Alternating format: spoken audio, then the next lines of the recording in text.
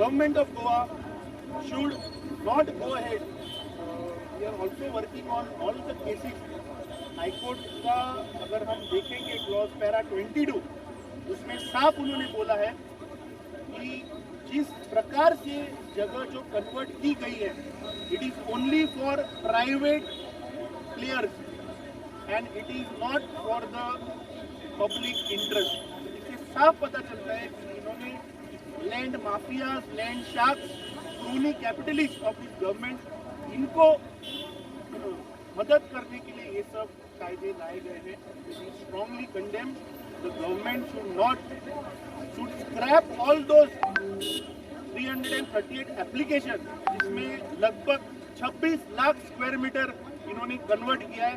That has to be reverted back to its original plan which was there in RP 2021, and government should start the process of getting a new regional plan. Let it go to all ग्राम पंचायत। सभी गोवा के लोगों के विचार जो है वो मुझे लगता है उस ग्राम सभा में आना चाहिए। There should be a discussion. There should be a discussion in the assembly also. कोई एक उठ के नहीं बोल सकता है कि मेरे हिसाब से जोनिंग प्लान होगा, मेरे हिसाब से जोनिंग एरिया वाइज हम करेंगे। I think this is dangerous for the state of Goa.